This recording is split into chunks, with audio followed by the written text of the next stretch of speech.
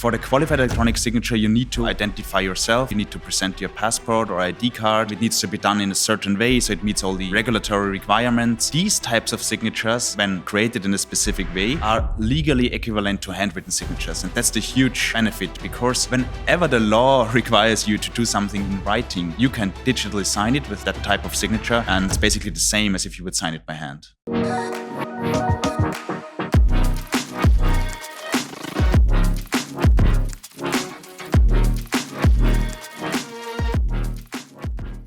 Hello and welcome to Let's Talk About Tech. It's my great pleasure to introduce you today to Fabian Knirsch, co-founder of Sproof. Hi, Fabian. Hi, Berthold, and thank you for inviting me to your podcast. It's amazing to have you. You're co-founder of Sproof, one of our beloved portfolio companies at European Super Angels Club. And it's great that we have a chance to actually chat and tell our audience the background story about yourself and how Sproof came together. So where did the entrepreneurial story start? What is your background? My background is actually in computer science. So I have a purely computer science background, studying computer science, bachelor, master, PhD. And during that time, what I really loved was that with software development, you can do amazing things at low investment. So you can start coding, you can do amazing things, and apart from your time, you don't really need to purchase a machine, or you don't really need to, buy material to process. And I really like that. I really liked software developing, but I always wanted to do a bit more. I wanted to do the whole thing, to build a product, to build a team, to sell the product to customers, to provide benefit to them. And I think that's the kind of entrepreneurship that has always been with me, even when starting my studies. Did you have an idol, like a famous founder or a tech entrepreneur that you always had in mind? You said, wow, what this guy did or this lady did is something that amazed me. I want to do it similar.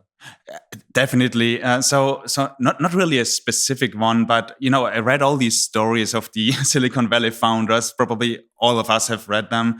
And they did amazing things. They had great ideas, and they really scaled their business up. And this is what really impressed me. And I think as an entrepreneur, you really want to excel. You want to do great things. Otherwise, you're probably not an entrepreneur. And this is what I really admired, the way they did it. And this is what I wanted to do for myself. So you were looking for this 0 to 1 big vision, right? Something you can build globally. And you started out as a computer science researcher, right? So what was your field of research, and how did you end up with Sproof in the signature space? Actually, my field of research was signatures, not just specifically signatures, but the whole field of cryptography. So I have a PhD in cryptography. I worked on privacy-enhancing technologies, and part of that is electronic signatures. And during my PhD, I met one of my co-founders doing research in a similar field. And at that time, we saw that electronic signatures, in the way that we're used to sign documents. Actually, electronic signatures are everywhere, but we're focusing really on the case where you sign documents. That they exist. They do have some sort of legal framework, but there wasn't really widespread adoption among the industry. So people were still in companies, people were still printing loads of documents, signing them, sending them around. And we felt, why are people doing this? Because everything's there, that we just need to find a way to make it accessible to them. Yeah, I think that's always funny, right? There's the technology improvement is there, but then market adoption takes much longer. So electronic signatures, cryptography has been around since the early 2000s. But then it took also the European Union until 2014 yes, correct. To find a regulation, right, that basically brings the ink signature into the same level as a qualified electronic signature, or actually the other way around. So the qualified electronic signature would be as equally secure as an ink signature. So in 2014, the eIDAS regulation was put in place by the European Union, unifying this qualified electronic signature standard. And these different levels of signatures, I think, nobody's really familiar with that, right? There's this normal signature digital, and then there's this qualified electronic signature that you can verify actually on a website of the European Union itself if this is really an accurate, verified electronic signature. Can you explain those different levels? Yeah, sure. So the thing is, this is all of the levels are electronic signatures, but there's a huge difference whether it's a qualified one or not. And the difference is really in the level of validation that you have of the signer. Because for the qualified electronic signature, you need to identify yourself. You need to present your passport or ID card. It needs to be done in a certain way, so it meets all the regulatory requirements. For in some countries, you even need to go in person to one of the national authorities.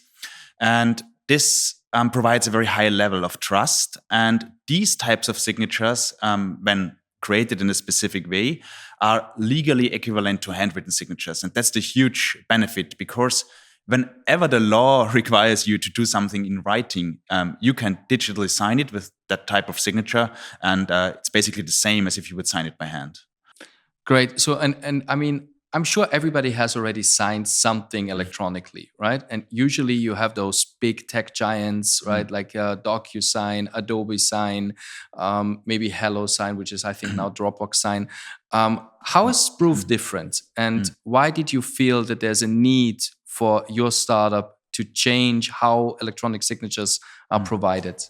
Yeah, when you have signed something, probably one of those companies, and they did a great job in the past, no doubt here, but you probably just clicked. And that's not a qualified electronic signature according to European law. And that's the huge difference and the huge USP for Sproof, because we have a very strong focus on European law, on European governance and compliance regulations. And at the same time, and that's where I'm referring to what I was said in the beginning, we want to make it as low level and as accessible as possible to everyone to just sign in the highest level of trust. And therefore, we integrate all the national IDs, electronic IDs that we have across the European Union to allow everyone with his or her national ID to just create a qualified signature as easy as to just press a button. But you don't have to really create an electronic signature, a qualified electronic signature on Sproof. You can also bring the one that you already have from the government. Exactly. So like Lux Trust for Luxembourg, A Trust for Austria, D Trust for Germany. And if you have a Swisscom qualified electronic signature, you can use that one as well, right? Yeah. Okay, so you combined all of those qualified electronic signature standards. And how many of those do exist? So especially given the requirement to establish these EIDs, these electronic IDs across the European Union, you can basically assume that is one by country, but there's also a whole bunch of privately operated companies that offer these types of signatures with a significant user base, but they only. And that's a really important point here. They usually only give you the ability to sign, but there's no workflow, no tool around. You just have you can a device that allows you to create the signature, but you need to figure out yourself how to get the signature on a document, how to submit the document, how to invite someone to sign the contract. And this is really what we do, that we bring all these providers together and we provide an all-in-one solution for corporates, including the workflows, including different levels of signatures, and of course, all the national providers. So, I mean, we are using this on a daily basis, obviously, as an investor, right? We're proud and we use this. And in cross-border transactions, or when we have to sign something with different nationalities, this is actually incredibly helpful. Also, the workflows that you said, right? That one signs after the other. Some people only check for governance reasons. All of that is in place. What if I need to integrate Sproof solution into my, I don't know, ERP system or my contractual service that I have as an insurance company with my end clients? Is that possible? Is there an API? Yes, definitely. So most of our corporate clients actually use an API integration because it needs to seamlessly blend into the existing IT and software infrastructure of our clients. And we provide a lot of out-of-the-box integrations for the most common DMS or ERP systems. And of course, we also do have an API. With, it's a standard REST API. Everyone can just use it and integrate it. And people did amazing things with that API. So we often see how customers use our API to create new workflows and to make to sign documents with their customers. And it's really cool to see how this develops and how it helps our clients. Speaking of your client base, I mean, there's millions of signatures, right, that are being done every quarter, and the market adoption is growing crazily, right, which also makes us happy. But where's your focus? What is the ideal client? Is it the end user? Is it the large corporates? Is it the SMEs? Are you focused on core markets, or are you spreading all across Europe and gain traction from all parts? So we really were amazed by the fast pace, how this is growing. The software solution is really a tool for corporates and for large companies, and it's really designed to bring all the tools and interfaces that you need as such a type of company. But in fact, it's used by all kinds of companies of all sizes, from a single entrepreneur to startups, scale-ups, and of course large corporates.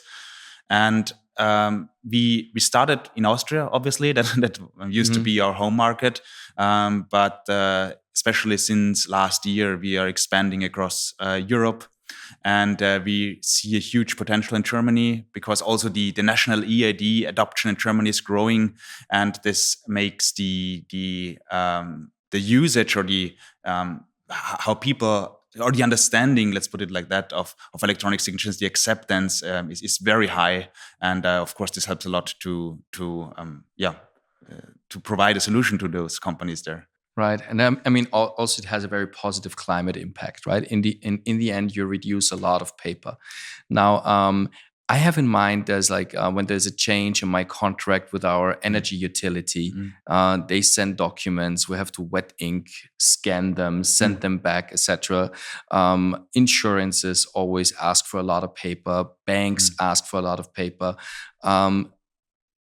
Which sector would you think is the most interesting, or what would you pick out as the most interesting sector? And where are you innovating and still improving the product today and maybe tomorrow?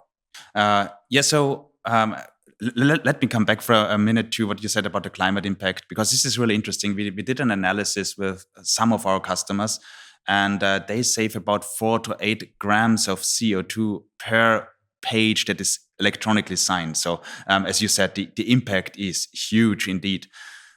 So in terms of our clients, a lot of our customers are in the area of critical infrastructure, in the area of government institutions, banks, insurance companies. So wherever privacy is really, really important.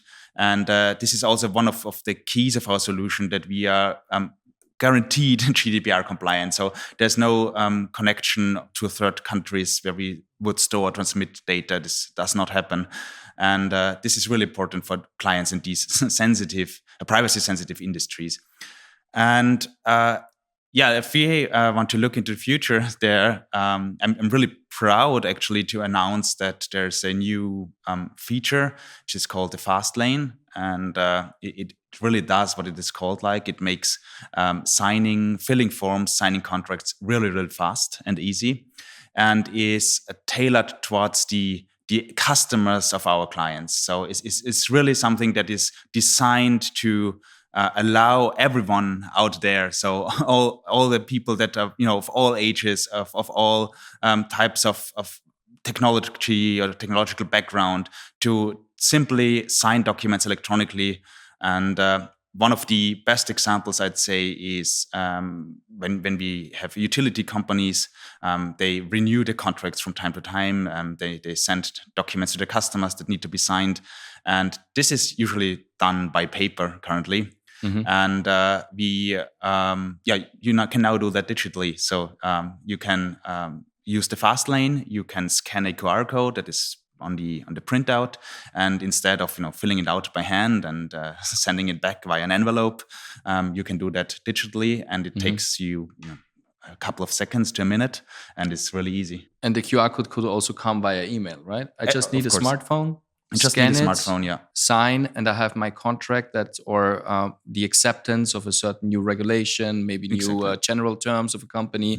I'm accepting that with a few clicks on my smartphone just by scanning the QR code. That sounds quite seamless. What else do you have in your pipeline, or where do you see a large pain that you want to tackle? Is there specific needs? Is there still room for improvement, or are you just selling the hell out of your product as it is? So our product is used on a daily basis by hundreds of corporates. So we are getting a lot of feedback. We are of course constantly working on improvements. And sales is a big part of it. Of course, we know it works. The traction is there. We found the right solution for our clients. But there's also a lot of improvements that still can be done when we're getting feedback on a daily basis. And we are working with our team to integrate all these improvements and to make the product better every day. How big is the tech team? So for people to understand, if somebody listens to this and says, "Oh, this actually sounds quite simple. Why not build a copycat?" It's not that easy, right? And how many people do you have in the dev team? That's an excellent question, because it actually recently changed. So we used to be a technology company, so obviously the tech team was huge compared to the other departments. But since we have a very strong focus on scaling and on sales now, we recently increased the other departments. But yeah, tech is still a big part of our team, and we are really proud to also have experts, because it's not that easy, to integrate all these providers to make a seamless experience to the customers. Because the customers don't really care about how the technology works, and they want to solve their business case. They want to sign a document, and that's the real challenge, to make it very easy, accessible, and seamless. Is this something in corporate sales where you would actually go and work with them on a project to really seamlessly integrate into their workflows? Or is it just software as it is, put the credit card there, buy it? How much hands-on effort do you bring for such a big corporate client to onboard? So clearly, corporate clients don't slide their credit card online and purchase such a solution. We do have that. We have smaller clients that you can purchase a license online, and you can just start within seconds.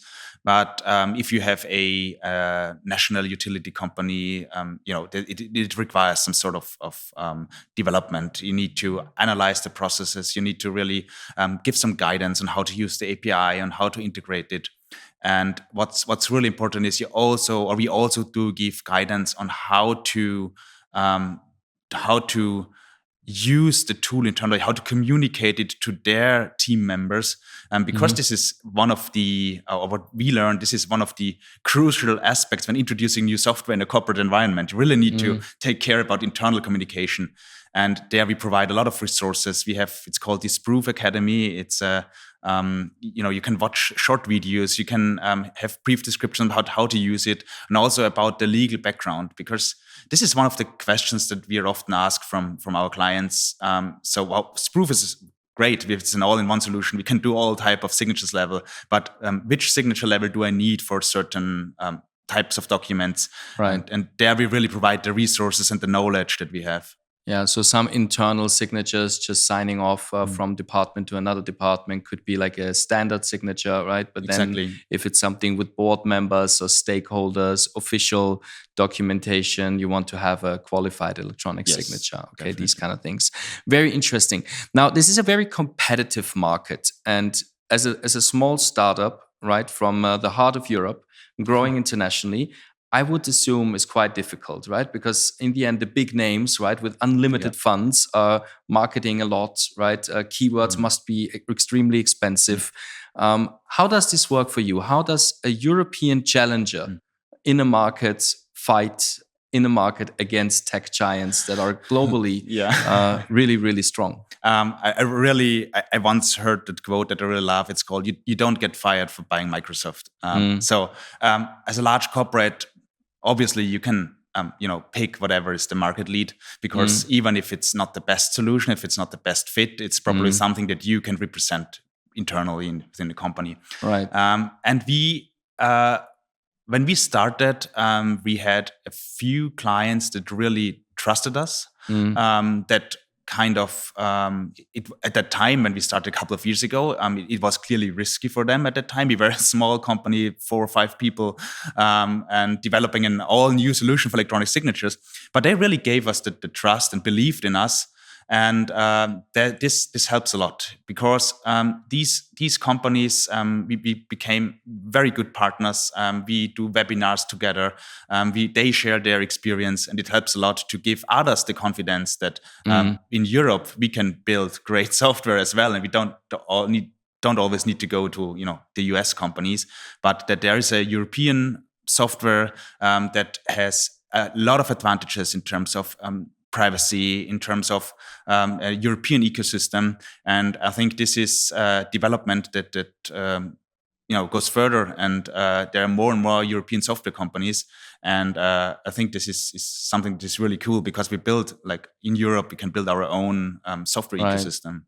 I always like this label, made in Europe, right? Yes. Because this is something where I always felt that Europe is humbly much behind other parts of the market, right? Because made in the USA, right? This is something where American players are proud of, which I do understand, right? You want to support your local entrepreneurs, your local economy. But in Europe, we always had this tendency of using stuff from outside of the European Union. Yeah. And now there's more and more high tech and tech players that are solid, right? That are super compliant to our laws, like Sproof. And we can use those locally. So we have an advantage on the climate side. We have an advantage on the European regulation. We have obviously very smart entrepreneurs from Europe working on this, with a team sitting in Europe working on this, and with a lot of trusted clients that basically are virally spreading the word how cool it is and how easy it is to sign stuff via Sproof. I hope you guys are sproofing yourselves quite soon. It was great having you here, Fabian. Yeah, thank you, Berthold. And I hope you guys enjoyed this episode. Please make sure to subscribe and come back for the next episode. Cheers. Bye-bye.